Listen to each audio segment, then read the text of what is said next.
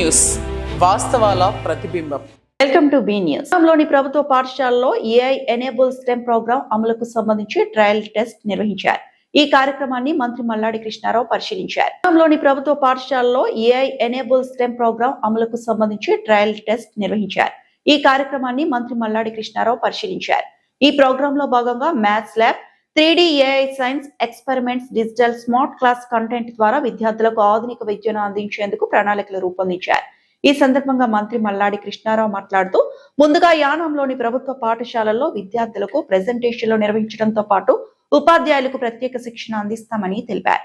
అనంతరం ప్రతి ప్రభుత్వ పాఠశాల, కళాశాలలో ఈ తరహా ఆధునిక స్టెమ్ పరికరాలను ఏర్పాటు చేసేలా చర్యలు తీసుకుంటామని చెప్పారు.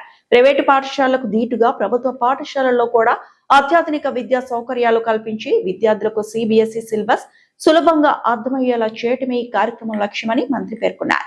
ఈ ప్రాజెక్టుపై టీచర్స్ మరియు తదితరులు తమ అభిప్రాయాలను తెలిపారు. ఈ కార్యక్రమంలో యానం ప్రాంతీయ పరిపాలనాధికారి శివరాజ్ మీనా, యానం ప్రాంతీయ విద్యాధికారి పంపన ప్రవీణ్, ఉపాధ్యాయులు, అధికారులు, నాయకులు తదితరులు పాల్గొన్నారు. We are explaining animal nervous system. You can see every topic, the most important thing with the note also we are providing. Which is specialized for conducting information via electrical impulses from one part of the body to another. Nervous tissue is made up of an organized network of nerve cells or neurons.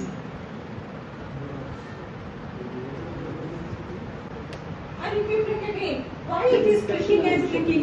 When the teacher have a role actually. Otherwise it is continuously running. The teacher doesn't have any role. Here. Student dominated to rote learning. We created a math lab, so student make the formula itself.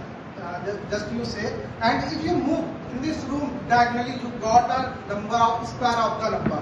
So we created that lab. Student make sense itself in a mathematics. So I will show you just few examples, and also student connect mathematics to real life, because mathematics is a core subject of all subjects.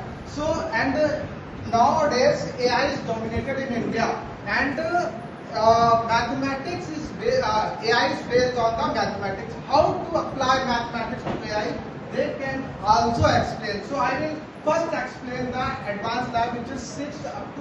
Okay, so for all the 10 classes, if we adopt this concept, they need all 10 digital rooms. Yeah, you can show it No, sir, regular classes they will be attending, but only for digital purpose, only 2 classrooms if you give it digital rooms. Then when the student has to come to the digital class,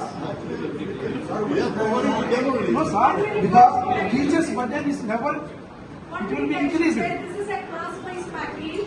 If you have a team classroom, you can install. ఇక్కడ ఉన్న వాళ్ళు చాలా మంది officers కానీ teachers కానీ ఎక్కువ మంది satisfy అయినట్టుగానే కనపడుతూ ఉంది.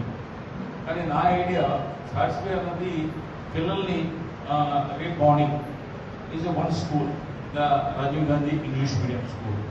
వాళ్ళని ఈ టీచర్స్ నుండి వాళ్ళు మళ్ళీ ఎక్స్ప్లెయిన్ చేసిన తర్వాత పిల్లలు ఏ విధంగా రెస్పాన్స్ అవుతున్నారు అన్నది చూసి దాన్ని బట్టి మనం డెసిషన్ తీసుకుని దాని తర్వాత ఇప్పుడు వరకు పీడబ్ల్యూడీని కూడా నేను రమ్మన్నది, అందుకనే చేయిస్తానని కూడా రమ్మన్నాను. మొన్న ఆల్రెడీ మీకు 40 days బ్యాక్ నేను చెప్పున్నాను, వేళకు నేను 30 days అయింది జ్ఞానం వచ్చి.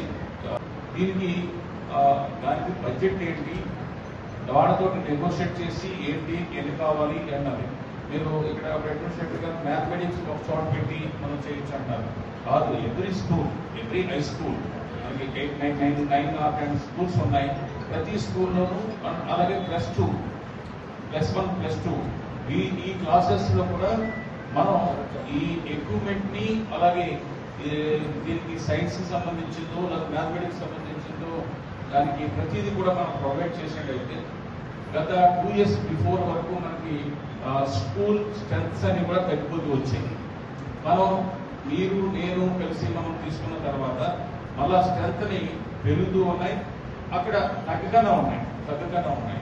రాబోయే రోజుల్లో కూడా ఈ ప్రైవేట్ స్కూల్స్లో ఎన్ని కూడా ఒక్కొక్క స్కూల్స్లో వాళ్ళు ఇంప్లిమెంటేషన్ ఇంకా, ఎందుకంటే వాళ్ళు స్టేట్ సిలబస్లో ఉన్నారు కాబట్టి వాళ్ళు ఇంకా ఇది లేదు. అదే వాళ్ళ సెంట్రల్ సిలబస్కి వచ్చినప్పుడు మనకంటే మన పిల్లల్ని వాళ్ళు అట్రాక్ట్ చేసి తీసుకెళ్ళిపోవడానికి ఇవన్నీ వస్తాయి.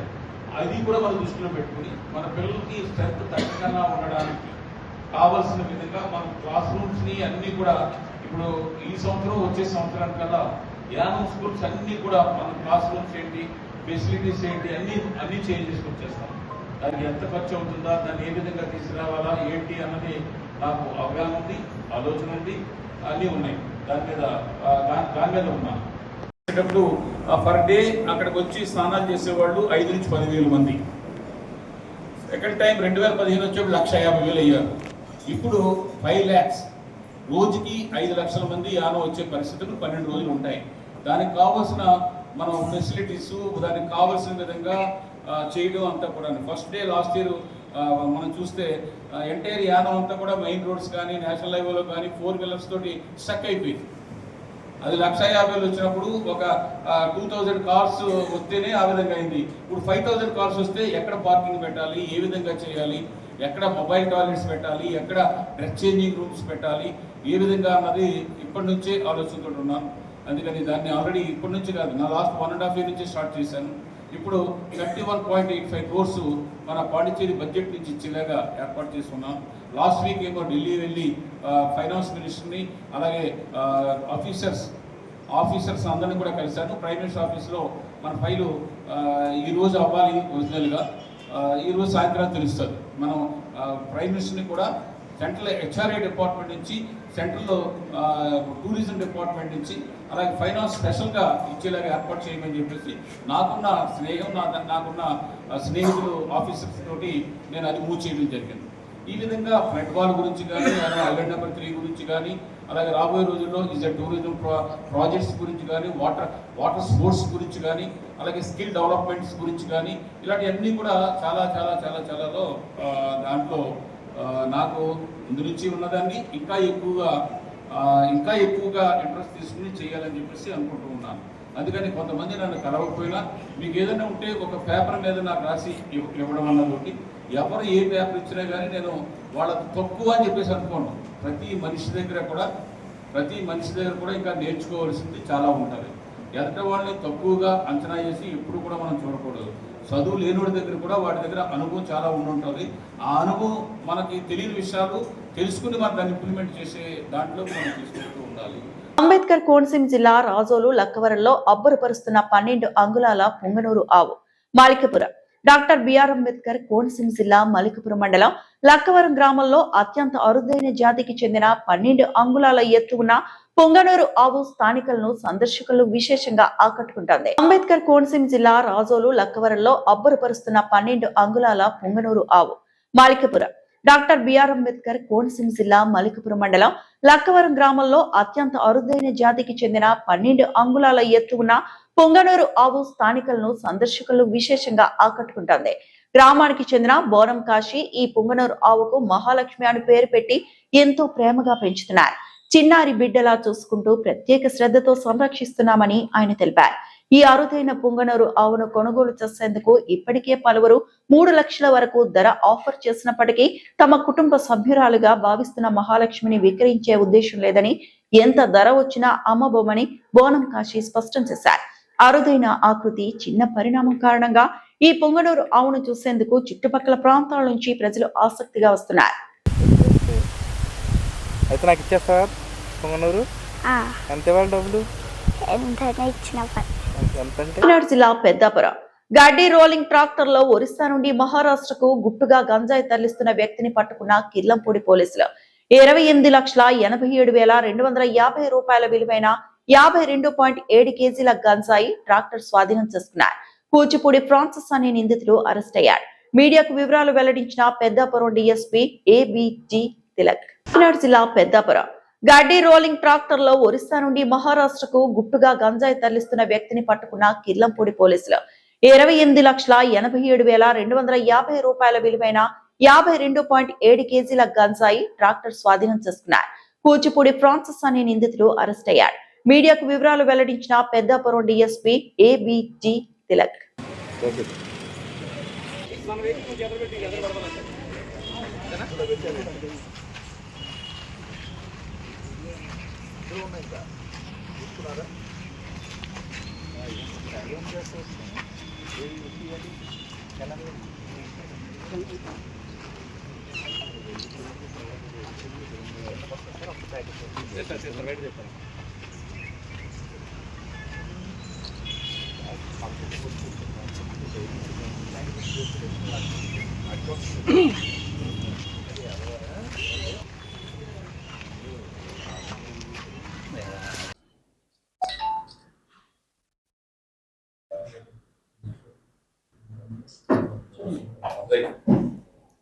Good evening.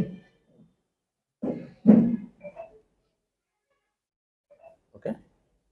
My SP Sri Bindu Madhav IPS వారి ఆదేశాల మేరకు ఈ గాంజా రహిత సబ్ డివిజన్గా ఉండాలని ప్రతిరోజు మా ఎస్పీ గారు మాకు సూచనలు ఇవ్వడము, దానిపై ప్రతి పోలీస్ స్టేషన్లో మా సబ్ డివిజన్లో ఉన్నటువంటి ప్రతి పోలీస్ స్టేషన్ ఎస్ఐ మొదలు అందరూ దీనిపై నిఘా పెంచాడు. అంటే హైవే స్ట్రెచ్ ఉండడం వల్ల ఈ హైవేపై అంతర్రాష్ట్రం నుండి ఏజెన్సీ నుండి ఈ గాంజా అక్రమ రవాణా జరిగే అవకాశాలు ఎక్కువ ఉన్నాయి అన్న తలంతో మేము పీరియాడికల్గా వెహికల్ చెకింగ్ చేస్తున్నాము. హైవే తుని దగ్గర అవని అన్నవరము ప్రతి పోలీస్ స్టేషన్ పరిధిలో ఆయా ఎస్ఐలు వారి సిబ్బందితో ఇది ఒక నిరంతర ప్రక్రియలాగా చేస్తున్నాం. అందులో భాగంగా ఈరోజు 6/7/2026 ఈ తేదీన కిర్లంపూడి ఎస్ఐ గారు, జగ్గంపేట సిఐ గారు వెహికల్ చెకింగ్ చేస్తూ ఉండగా అనుమానాస్పదంగా ఉన్నటువంటి ఒక వెహికల్ని, అంటే ఒక ట్రాక్టర్, అది ఎండుగడ్డిని రోల్ చేసే మిషన్ వెనకాల పెట్టాడు. పెట్టిదే ఎందుకో దాని మీద అతను బండి ఆపి అక్కడ మమ్మల్ని పోలీసులను చూసి అది ముందుకి వెళ్ళడానికి అతను ఆలోచిస్తున్నాడు. దాని మీద అనుమానం వచ్చి అతన్ని ప్రశ్నించడము, ఆ వెహికల్ని చెక్ చేసి వెనకాల ఉన్నటువంటి కోత మిషన్, అది గడ్డి రోలింగ్ మిషన్ను చెక్ చేస్తే అందులో 25 ఇలాంటివి ప్యాకెట్స్ గంజాయి, ఈచ్ క్యారీస్ 2 kgs అప్రాక్సిమేట్లీ ఉంటాయి. టోటల్గా 52 kgs గాంజా ఆ మిషన్లో ఉండి సీజ్ చేయడం జరిగింది. ఇతను ముద్దాయి గురించి విచారించగా is native of Veeravalli of Krishna జిల్లా. ఆ పోలీస్ స్టేషన్లో అతనికి సస్పెక్ట్ షీట్ కూడా ఉంది. సేమ్ ఇలాంటి కేసులోనే అతను ఒక 3 కేసెస్లో ఇన్వాల్వ్మెంట్ కూడా ఉంది. ఇది ముందుకి ఎలా వెళ్తుంది, ఇది ఎక్కడికి తీసుకెళ్తాడు అనేది కూడా విచారించాము. ఇది సమ్వేరు మహారాష్ట్ర వైపు పంపించడానికి అతను తీసుకెళ్తున్నట్టు తెలిసింది. అలాగే ఇది ఆర్జిన్ పాయింట్, అంటే ఇది ఎక్కడి నుండి తీసుకొస్తున్నాడు, ఎవరు, ఇది ఎక్కడిది, ఈ సప్లయర్స్ ఎవరు, వీడికి ఇటు ట్రాన్స్పోర్ట్ చేస్తున్నాడు, దాని వెనకాల వీడికి ఎవరు సప్లై చేస్తున్నారని కూడా ఆ కోణంలో కూడాను వెరిఫై చేస్తున్నాము. ఈ ఒరిస్సా నుండి ఇతనికి ఇచ్చినట్టుగా తెలిసింది. అది కూడా ఎంక్వైరీ కూడా చేస్తున్నాము. ఇది మొత్తం టోటల్గా ఈ వర్త్ అయితే 26 lakh గాంజా ఇది. అలాగే ట్రాక్టర్ అయితే 2.5 lakh. ఆల్టుగెదరు 29 lakh ప్రాపర్టీ సీజ్ చేసాం అతనికి. ఇలాగ మేము ఈ గాంజాపై అవేర్నెస్ క్యాంప్స్ కూడా ప్రతి మండలంలోనే చేస్తున్నాం. ప్రజలకి, స్టూడెంట్స్కి అవని, ఆటో డ్రైవర్స్కి, ఎవరైతే దీని ప్రభావం పడకుండా ఉండాలనే ఉద్దేశంతో పేరెంట్స్కి, యూత్కి కూడా మేము ప్రతిరోజు దీనిపై ఒక యజ్ఞంలాగా గంజాపై, డ్రగ్స్పై దండయాత్ర అనే కాన్సెప్ట్తో ముందుకు వెళ్తున్నాము. మీ ద్వారా ప్రజలకు మేము విన్నవించుకునేది అంటే ఈ గంజాయి బారిన పడి వారి జీవితాలు, బంగారు భవిష్యత్తుని వారు చేసుకోవద్దని మేము తెలియజేస్తున్నాం. Thank you. జిల్లా జగ్గంపేట, కాకినాడ జిల్లా జగ్గంపేట మండలం రామవరం గ్రామంలో 1,70,00,000 రూపాయలతో సిమెంట్ రోడ్డుకు నిర్మాణం. సిమెంట్ రోడ్డు నిర్మాణానికి జగ్గంపేట ఎమ్మెల్యే టీటీడీ సభ్యులు జ్యోతుల నెహ్రూ శంకుస్థాపన చేశారు. జిల్లా జగ్గంపేట, కాకినాడ జిల్లా జగ్గంపేట మండలం రామవరం గ్రామంలో 1,70,00,000 రూపాయలతో సిమెంట్ రోడ్డుకు నిర్మాణం. సిమెంట్ రోడ్డు నిర్మాణానికి జగ్గంపేట ఎమ్మెల్యే టీటీడీ సభ్యులు జ్యోతుల నెహ్రూ శంకుస్థాపన చేశారు. రాజుపాలెం నుంచి రామవరం వెళ్లే మార్గంలో రామవరం నేషనల్ హైవే నుంచి ముత్యాలమ్మ తల్లి చెరువు వరకు మెయిన్ రోడ్డును సిమెంట్ రోడ్డు నిర్మాణానికి ఎమ్మెల్యే జ్యోతుల నెహ్రూ భూమి పూజ చేశారు. ఈ రోడ్డు పనులు గత టీడీపీ ప్రభుత్వంలోనే మొదలవగా వైసీపీ హయాంలో కాంట్రాక్టర్ కు బిల్లులు రాక ఆగిపోయాయన్నారు. కూటమి ప్రభుత్వం రాగానే మళ్లీ ఊపందుకుందన్నారు. వైసీపీ పాలనలో పల్లెల అభివృద్ధి పడకేసిందన్నారు. కాంట్రాక్టర్ కు బిల్లులు ఇవ్వక రోడ్లు ఆగిపోవడంతో చంద్రబాబు విజనరీ ఆలోచనలతో కూటమి ప్రభుత్వం రాగానే పల్లెలకు మళ్లీ మంచి రోజులు వచ్చాయన్నారు. రామవరం రోడ్డు ఆగిపోవడానికి కారణం వైసీపీ నిర్లక్ష్యమే అన్నారు. కూటమి నాయకులందరూ కూడా పేరు పేరున స్వాగతం సుస్వాగతం తెలియజేసుకోవడం జరుగుతుంది.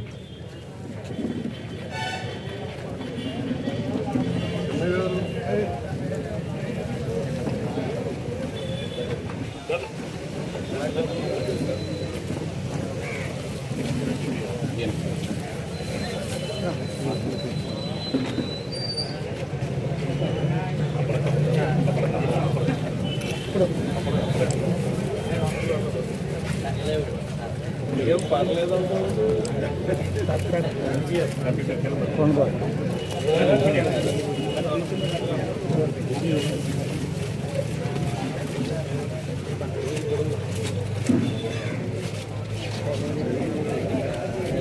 ఎక్కడున్నా ఎత్తుకుంటున్నాను దగ్గర ఉంటావు కదా. ఆ బోర్డు మీద బ్యాంక్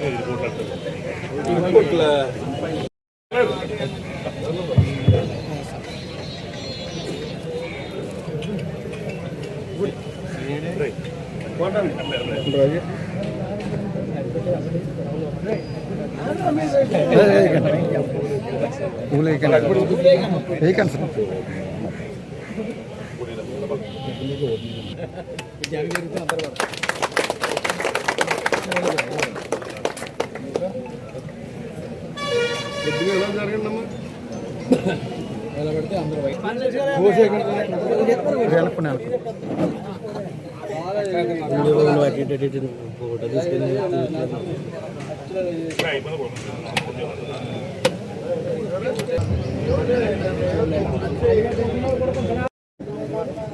ఎందుకంటే ఆ రోజు సిఈ గారిని తీసుకొచ్చి సిఈ గారు వస్తున్నారు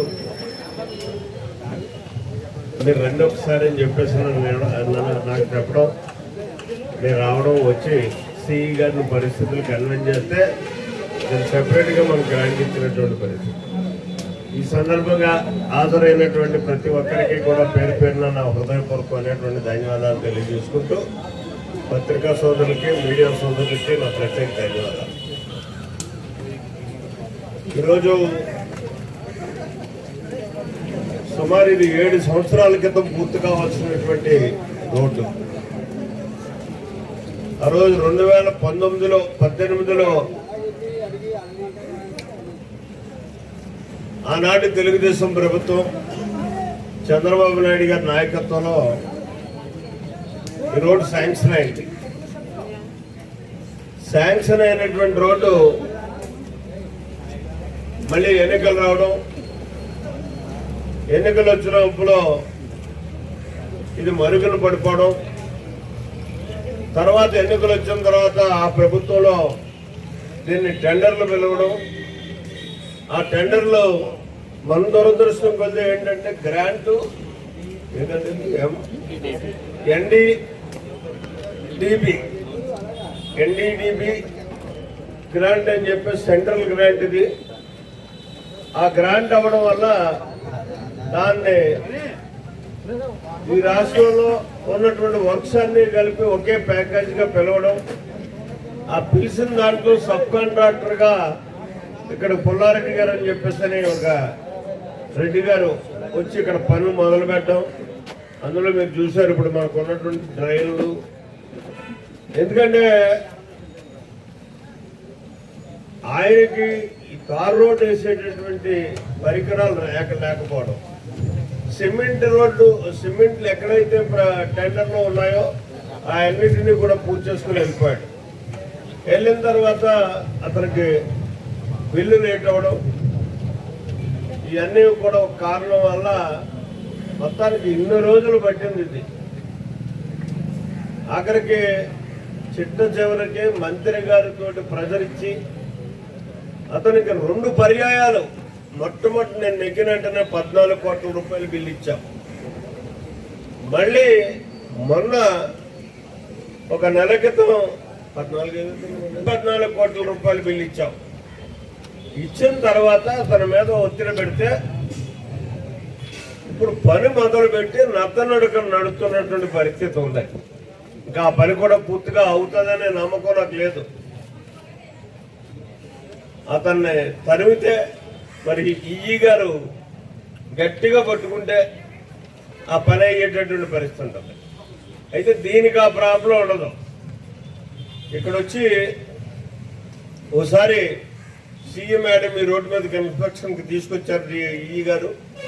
ఆ ఇన్స్పెక్షన్ సందర్భంగా మనం ఈ గ్రామం యొక్క పరిస్థితిని ఆ రోజు ఆవిడకి చూపెట్టడం జరిగింది. చాలా ఇబ్బంది అవుతుంది. మోకాళ్ళలోకి నీరు నిల్వ ఉండిపోతున్నటువంటి పరిస్థితి ఉంది. ఇది కానీ గోనేడు కానీ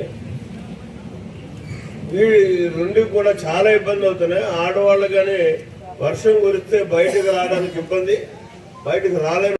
దీన్ని ఏదో రకంగా పరిష్కారం చేయాలి మేడం అని చెప్పి ఆ రోజు కన్వెన్స్ చేసి రిక్వెస్ట్ చేస్తే ఆ రోజు మన గ్రామం వరకు కూడా చూడటం జరిగింది. వెళ్ళి వెంటనే మరి ఈ గారిని ప్రపోజల్ పంపడం, ఈ గారి ప్రపోజల్ పంపడం, 1,70,00,000 రూపాయలు అంచనా వ్యయంతో ఈ వర్క్ శాంక్షన్ అవ్వడం జరిగింది. ఈ 1,70,00,000 రూపాయలు 1,70,00,000 అనుకుంటాం మనం. ఇందులో ఎస్టిమేటెడ్ కాంట్రాక్ట్ విలువ అయితే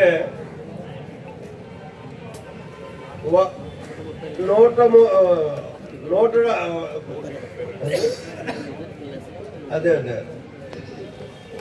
22 లక్షల రూపాయలు ఎస్టిమేటెడ్ వాల్యూ.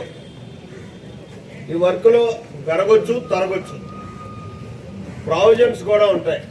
ఇప్పుడు ఏదైతే ఇందాక మిత్రుడు చెప్పాడు, ఎక్కడైతే డ్రైన్స్ ఇక్కడ కోతులు ఉండిపోయినాయో ఆ అన్నిటినీ కూడా రేపు భవిష్యత్తులో చేయడం కూడా జరుగుతుంది. ఈ వర్క్లో దాన్ని కూడా ఇంక్లూడ్ చేసుకుని చేయాలి సార్.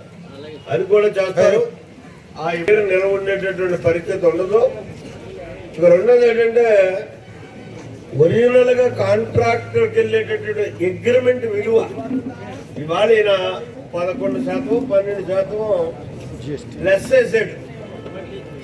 లెస్ అయితే 114.92 లక్షలు, అంటే 1,14,00,000కి వర్క్ చేసి మనకు అప్పచెప్పాలి. ఇందులో మళ్ళీ జిఎస్టీ పోతుంది, 10% ఆయనకి బెనిఫిట్ వస్తుంది. ఇవన్నీ రకరకాలుగా ఉంటాయి. అంటే ఇంత క్లియర్గా ఎందుకు చెప్తానంటే 1,70,00,000 రూపాయలు వర్క్ వచ్చింది, అంత వాల్యూ ఉంటుందా ఇదని చెప్పిన కొద్దని చాలా ప్రభుత్వాలు ఉన్నారు అక్కడ. ఇందులో ఈఈ గారు తినేసాడు, లేకపోతే ఎమ్మెల్యే గారు అందినేసాడు అని చెప్పేసి చెప్పేవాళ్ళు అబద్ధాలే. సత్యమే చేయొద్దని చెప్పుకుంటూ అబద్ధాలు చెప్పేటటువంటి పెద్ద మనుషులు ఉన్నారు అక్కడ. కాబట్టి అంత క్లారిటీగా క్లియర్గా చెప్తున్నాను. ఇది ఉండడానికి గల కారణం ఏంటంటే సిమెంట్ రోడ్డు మీద ఉన్నటువంటి నీరు డ్రైన్లోకి వెళ్ళిపోవడానికి మళ్ళీ బెజ్జాలు పెడతారు అక్కడక్కడ. ఇక్కడ నీరు నిల్వ లేకుండా ఆ డ్రైన్లోకి వెళ్ళిపోతుంది. ఇది టెక్నికల్ గా చేయాల్సినటువంటి అవసరం ఉంది. ఆ రకంగా చేస్తారు. ఇది ఈ వర్క్ యొక్క స్వభావం. దీన్ని ఈ గారిని కానీ కాంట్రాక్టర్ గారిని కానీ చూస్తే ఎంత తొందరగా, ఎందుకంటే దీనికి మళ్ళీ ఇంకొక రోడ్ లేదు సార్, మాకు అప్రోచ్ రోడ్ లేదు. రేపు మీరు స్టార్ట్ చేస్తున్నారు ఇవాళనా? Very good, thank you. ఎంత తొందరగా మీరు సిమెంట్ రోడ్డే కాబట్టి దయించి మిమ్మల్ని నేను కోరేది ఏంటంటే మెటీరియల్ ఇక్కడ తెచ్చి అజాక్తో మీరు రోడ్ వేసినట్టయితే మీకు క్వాలిటీ వస్తుంది, మాకు మంచి ఇది వస్తుంది. అదైతే మరీ బాగుంటుంది. అదే మీరు ఎలా చేసినా నాకు క్వాలిటీ కావాలి. రెండోది ఏంటంటే అక్కడి నుంచి మాత్రం కలిపి తెచ్చేవద్దు, ఎందుకంటే మీకు దానికే మాకు. మండలం పెద్దపల్లలో దారుణం చోటు చేసుకుంది. గంటా దినేష్ కుమార్ అనే వ్యక్తి దారుణ హత్యకు గురయ్యాడు. హత్యకు దారితీసిన అక్రమ సంబంధం లేదా పాత కక్షల కోణంలో కేసు నమోదు చేసి దర్యాప్తు చేపడుతున్న ఆలమూరు పోలీసులు. ఆలమూరు మండలం పెద్దపల్లలో దారుణం చోటు చేసుకుంది. గంటా దినేష్ కుమార్ అనే వ్యక్తి దారుణ హత్యకు గురయ్యాడు. హత్యకు దారితీసిన అక్రమ సంబంధం లేదా పాత కక్షల కోణంలో కేసు నమోదు చేసి దర్యాప్తు చేపడుతున్న ఆలమూరు పోలీసులు. స్థానిక ఎస్ఐ నరేష్ కుమార్ తెలిపిన వివరాల ప్రకారం గంటా దినేష్ కుమార్ ఎస్సీపేట చివరి వీధి నుంచి తన నివాసానికి వస్తున్న సమయంలో ఆదిపేటకు చెందిన కె సతీష్ చాపల నాని అటకించి కత్తులతో దాడికి పాల్పడ్డారు. ఈ దాడిలో తీవ్ర గాయాల పాలే రక్తపు మడుగులో పడి ఉన్న అతని స్థానిక ప్రభుత్వాసుపత్రికి తరలించగా చికిత్స పొందుతూ మృతి చెందాడు. హత్యకు దారి తీసిన సంబంధం వివాహితర సంబంధమా లేక పాత కక్షల అన్న కోణంలో ఆ హత్యలో ఆ ఇద్దరితో పాటు ఇంకెవరైనా ఉన్నారా అని పోలీసులు దర్యాప్తు చేస్తున్నట్లు ఎస్ఐ నరేష్ తెలిపారు.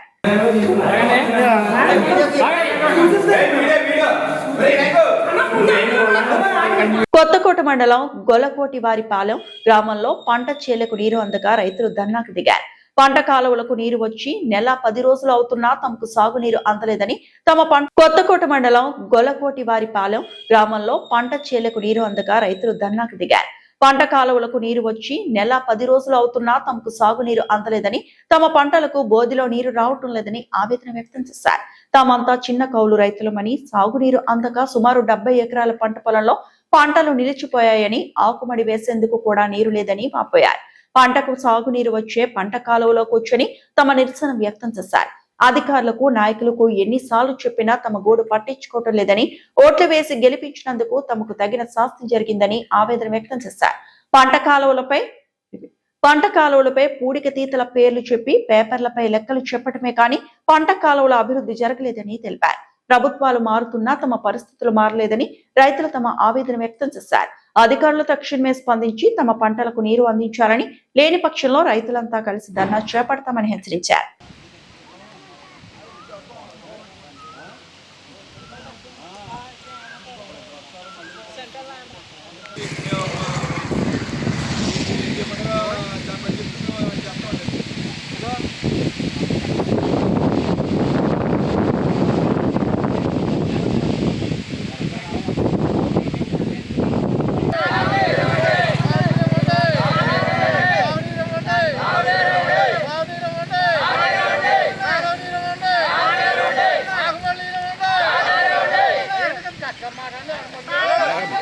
ఇంకోసారి మా బోధికి నీరేది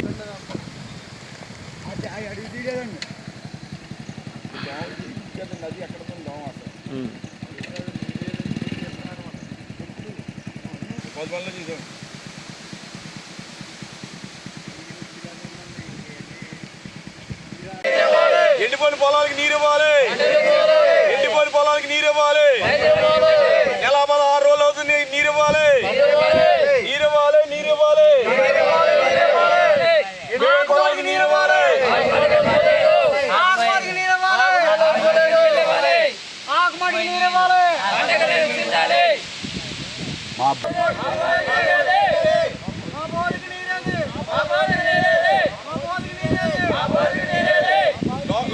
నీరు కాలం నీరు పిల్లకాలం నీరు అది నీరే లేదు మొత్తానికి. నీరు వండే నీరు వండే నీరు వండే నీరు వండే నీరు వండే నీరు వండే బోధికి నీరు వండే ఆకుబడికి నీరు వండే నీరు వండే నీరు వండే. ఏమండి ప్రజాప్రతినిధులు అది వస్తుందని చెప్తున్నారండి. చైర్మన్ గుమస్తాలో ఏఈ గారు డిఈ గారు ఆనకు వస్తాం, పొద్దున వస్తాం, గంట వస్తాం, సాయంత్రం వస్తాం అని చెప్తున్నారు కానండి మాకు కాలం అసలు స్పందించలేదండి. కాలం పంపడం నీరు పంపించలేదండి. నమస్తే సార్, మాది కొత్తపేట మండలం బిళ్ళకుర్చివారు ఒకడోపాలెం గ్రామం అండి. అంబేద్కర్ కోనసీమ జిల్లా అండి. ఓడపాలెం ఓల్డ్ ఛానల్ కాలువ అసలు ఒక్క సుక్క నీరు స్పందించలేదండి. నెల 10 రోజులు అయింది. నెల 10 రోజుల నుంచి కాలువ అంబడ కూడా పారలేదండి. గత 10 సంవత్సరాల క్రితం మాత్రం కాలువ నెత్తి మీద వెళ్ళేదండి. ఇవాళ కాలువ పక్కంపడా కూడా రావట్లేదండి నీరు, కాలువ అంపడా కింద అంపడానే. అందుకు మాకు ఆకుమల్లికి నీరు ఇప్పించారని మరి కోరి స్పందించినాం. గవర్నమెంట్ అయితే మాత్రం కాలువలు తవ్వించేసాం, ఇచ్చేసాం అన్నీ చెప్తున్నారండి. ఇక్కడ ఏం చేసినా కాలువ పంపడం మాత్రం నీరు ఒక్క సుక్క మాత్రం రావట్లేదండి. ఆకుమళ్ళు వేసుకోవాలో మానేయాలి, ఏం చేయాలో రైతు పరిస్థితి అయోమయంగా ఉంది. పెద్ద కాలం పంపడం మాత్రం వెళ్తున్నాయి కానీ మా పంటకాలకు మాత్రం నీరు రావట్లేదు. అది అధికారులకు చెప్పినా స్పందించలేదండి. అదేదో మీరు దయించి మాకు నీరు ఇప్పిస్తారని మరి మిమ్మల్ని కోరుతున్నామండి. అయ్యా నమస్తే అండి. నా పేరు త్రిమూర్తులండి. ఎలిసిటివారిపాలెం మాది. కోనసీమ జిల్లా, ఇది డాక్టర్ బిఆర్ అంబేద్కర్ కోనసీమ జిల్లా మాదండి. కొత్తపేట మండలం బిళ్ళకూరు శివారండి మాది. వాడపాలెం హోల్సేల్ అండి. కాలం మీద 2వ ఆయకట్టు వరకు నీరు కూడా అందుతలేదు సార్. ఎప్పుడు అడిగినా అధికారులు మాత్రం అదిగో వస్తుంది ఇదిగో వస్తుంది అని చెప్తున్నారు తప్ప ఇప్పుడు వరకు నెల 6 రోజులు అయింది సార్. ఆకుమళ్ళు కూడా వేసుకోలేదండి. మేము అందరం కౌలు రైతులేనండి. అవునండి. ఈ వాళ్ళకి కూడా అధికారులు ఫోన్ చేస్తుంటే మీకు వస్తుందమ్మా, మీకు వస్తుందని మాట తప్ప మమ్మల్ని ఏదో మామూలుగా చెప్తున్నారు తప్ప మాకు అలా నీరు అన్న సుక్క ఇప్పుడు వరకు రాలేదండి. ఏ రైతు అయినా వచ్చి ఏమండి వెళ్ళి బాగు చేద్దామంటే కాళ్ళ నిండా పాములండి. ఆ పాములకి భయపడిపోయి కొంతమంది రైతులు బెదిరిపోయి ఇలా వద్దు కాళ్ళ మంటలేద్దామని మంటలు కూడా ఆకులేసి మంటలేసి మేము అంతా బాగు చేసామండి నీట్గాని. కాళ్ళ బాగు చేసినా కూడా ఇవాళకి కూడా నీరు మాకు ఇవాళకి కూడా నెల 6 రోజులు అయినా కానీ ఇప్పుడు ఇవాళకి ఒక్క సుక్క కూడా నీరు రాలేదు సార్. దయించి అధికారులు కూడా మీడియా ప్రతినిధులు కోరేది ఏంటంటే మాకు దయించి మీ సేవల ద్వారా మాకు న్యాయం జరుగుతుందని కోరుకున్నామండి. మాకు ఏం తక్షణమే నీరు కావాలి, మాకు ఏం అక్కర్లేదండి. ఏ అధికారితో మాకు చిత్తత్వం లేదు, ఏమీ లేదు. 10 సంవత్సరాల క్రితం నుంచి ఇదే పోట్లండి. సార్ మొన్న బండారు సత్యానందరావు గారు ఆపాం సార్ ఇక్కడ ఎమ్మెల్యే గారు అయిన తర్వాత. ఆపితే ఆయన మీకు ఎందుకమ్మా నీరు పుష్కలంగా ఇప్పిందాను బాధ్యత నాదని హామీ ఇచ్చిపోరండి. ఇదే ఆయకట్టు మీద ఇక్కడేనండి. ఇవాళ ఆయన కూడా ఇప్పుడు ఈ సమస్య ఈ మాటలు కూడా ఆయన వింటారని ఇది వెంటనే స్పందించి మాకు నీరు ఇప్పిందారని మేము అడుగుతున్నామండి. అంత మిక్కిలి మాకు ఏమీ లేదు. మాకు అందరూ కౌలు రైతులేనండి. దీంట్లో ఒరిజినల్ రైతులు ఎవరు ఒక్క రైతు కూడా లేరండి. అందరూ కౌలు రైతులే, చిన్న చిత్తగా రైతులు అందరూ ఉన్నాడు. ఏమంటే ఇప్పుడు వరకు ఆకుమడికి ఒక్క రైతుకు ఆకుమడి వేయలేదండి.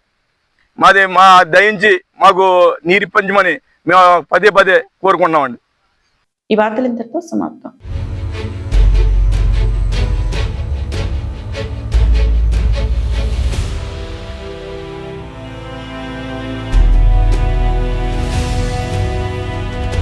వి న్యూస్, వాస్తవాల ప్రతిబింబం.